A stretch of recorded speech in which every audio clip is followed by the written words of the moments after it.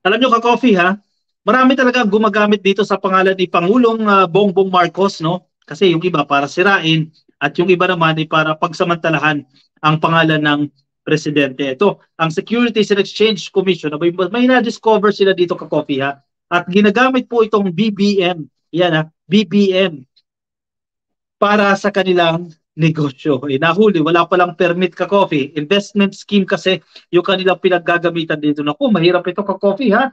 Lalo na yung mga magpapasok ng pera. Tapos mabubudol lang.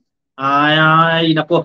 Kawawa ka-coffee ang ating mga kababayan dito. At nadadamay pa ang presidente.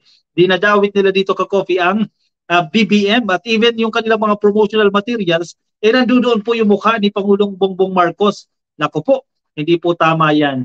Na-discover po ng Securities and Exchange Commission itong investment scheme na ito at nagbababala po sila yan. Kung kayo po baka nahirita na rin kayo nitong investment scheme na gumagamit ang pangalan ni BBM, no?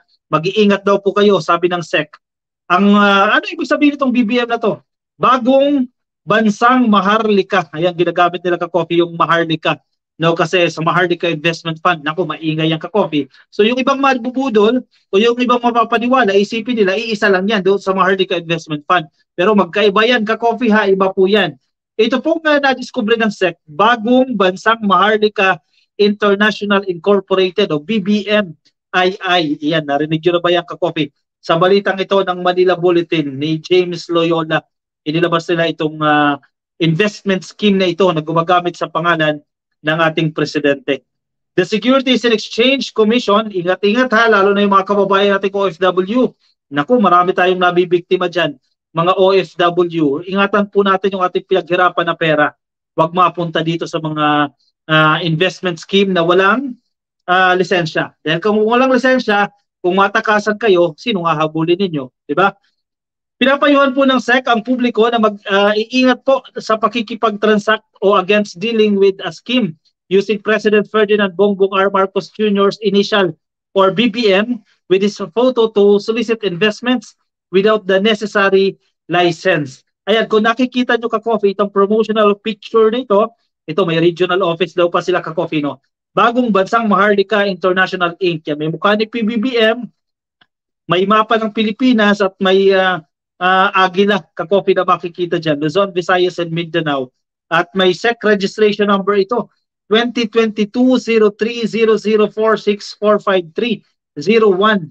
Ayan, JP Rizal Street, San Juan, dyan po sa Samal, dyan sa Bataan. Pero sabi ng SEC, walang permit yan, madali lang naman ka-coffee gumaya o manguha ng mga SEC registration number. Ayan ang kanilang mga programa. Kita mo talaga. Kala mo legit eh. Programs and benefit, may food security, may free education, free hospitalization, cash assistance for senior citizen, meron ding livelihood. Ang sakop daw po nila, again, huwag kayong maniniwala dito ha, to all Filipino worldwide from 1 year of age and above. 1 year pataas ka po, cover daw. Ano yung requirements dito? Fill in the application form, dapat fill out the application form and provide the 1-by-1 ID picture. Secure your BBMIC identification card with with control number from the accredited offices. No expiration. Yung ID mo daw hindi ma-expire. May paalala sila dito. Prepare minimal amount for the processing of your PVC or plastic identification card. Naku, magbayad ka lang dito ng 150. Malaking bagay na yan ka-coffee. 3 kilong bigas na yan. Kaya huwag kayo magpapabudol sa ganito. Sa amin sa Marikina may mga ganito rin eh, na nagpapaikot na may kinakailangan bayaran. Yung iba, Xerox nga lang 50 pesos para sa photocopy ng form. Mga ganyan eh. Yung iba para magpa-ID sila para 50 pesos. Lalo na kapag malapit ang eleksyon dahil yun daw po ay gagamitin para mabigyan kayo ng stamp, etc. Huwag po kayong maniniwala ka-coffee. Hanggat maaari, antayin yung lumabas yan sa legitimate na mga balita. Antayin yung lumabas yan sa GMA, o kung saan mabasa man sa mga legitimate na mga media organizations o mga sa credible na vlogger. Huwag agad kayong maniniwala. Kahit maliit na pera lang yan, kahit 150 pesos lang ang ipasok mo dyan, makikinabang yung mga yan. Makabudol lang yan ng 10, 1,500 na agad yan. Kung maraming mabudol. Usually, ang target nila dito, yung mga nasa poor income communities, yung mga mahihirap na mga komunidad. Yan ang kanilang tinatarget dito kasi nabubudol nila.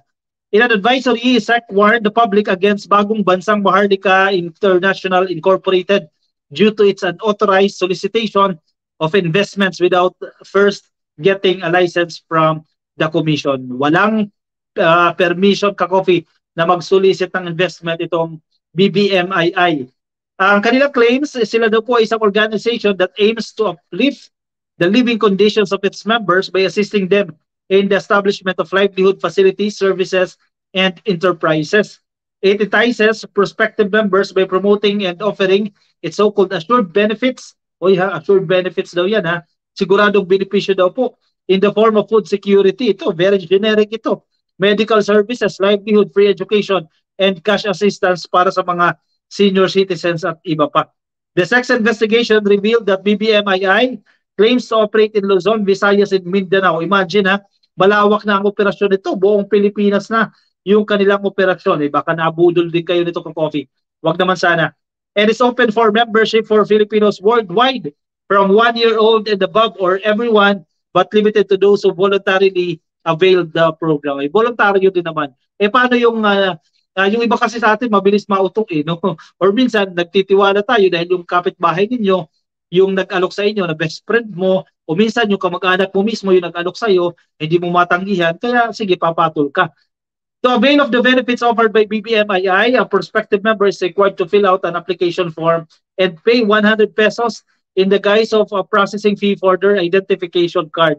Ayan, ID daw ang babayaran ka-coffee. Nako, huwag kayong mag-join ka-coffee, baka nakita nyo na yan.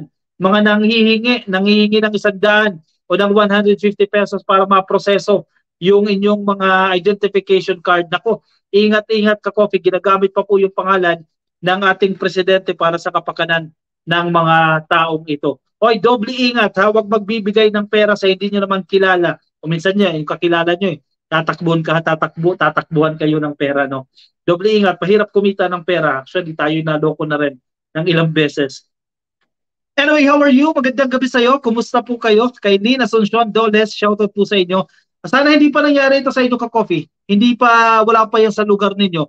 Pero may naalaman na ako niyan. In fact, no, last week lang, itong linggo lang, may nagtanong sa akin about sa ganito. Pero iba yung pangalan nila Pero yung kanilang scheme, ganyan din Processing ng ID. 150 nga yung singilan nila dyan magkano lang naman yung ID na yun kung ipapagawa nila 20 pesos or less pa. Yung iba, Xerox, 50 pesos ang hinihingi kasi para daw yung sa form. Nako, huwag ganon ka-coffee. Kawawa yung ating mga kababayan na naghihirap na lalo pang maghihirap dahil sa mga lukulukong nananamantala sa kanyang kababayan. Ingat kayo ka-coffee sa paglalabas ng salapi. Yung iba nga actually, ang ginagawa nila dyan, sige, bigay ka muna 150 pesos. May kapalit daw yan na grocery. Yes, meron talagang binibigay na grocery. Isang sardinas, 2 noodles, no? Isinasama nila yan at ilang biskwit. Kung susumahin mo yung presyo ng grocery na yan, wala pang 50 pesos. O minsan, wala pang 70 pesos, no? Depende sa brand. Pero pinagbayad ka ng 150 para sa ID. Yung iba nabubudol kasi sasabihin nila, yung 150 mo, may kapalit naman na grocery. Pero kung susumahin mo, lugi ka pa rin, di ba? So ingat kayo ka-coffee dito sa mga budol na ito, no? Good evening, sir. Kay Ma'am Delia de Los Santos, magandang gabi po sa inyo. Maraming salamat sa pagtutok sa atin. Kay Edward Azul Aled, hello ka-coffee watching from Dubai. Ingat ang lahat ha. Medyo maulan dito dyan sa Pilipinas. Actually, yes po, maulan po talaga. Sammy Arbas, hello po sa inyo. Shoutout din po sa lahat ng nakikinig sa atin. Si Ligaya Salas nasa Facebook.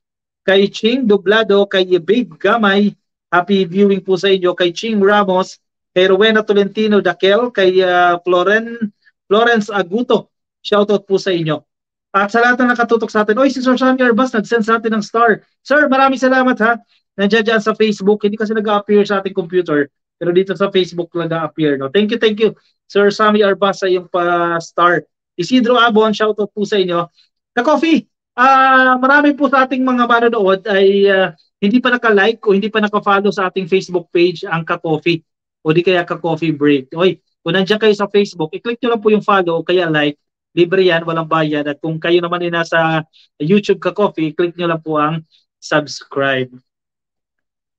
Sabi ni Duan Jaisel, no, basta huwag kayo mag-i-entertain yan. Ang pandaraya at kasinungalingan ay pananagutan natin sa Diyos. Walang makaliligtas sa sino man, mga Ka-Coffee. Actually, magandang paalala ito, Duan Jaisel. Yes, Halimbawa, may mag-ikot sa inyong barangay, i-aalok itong klaseng serbisyo na ito.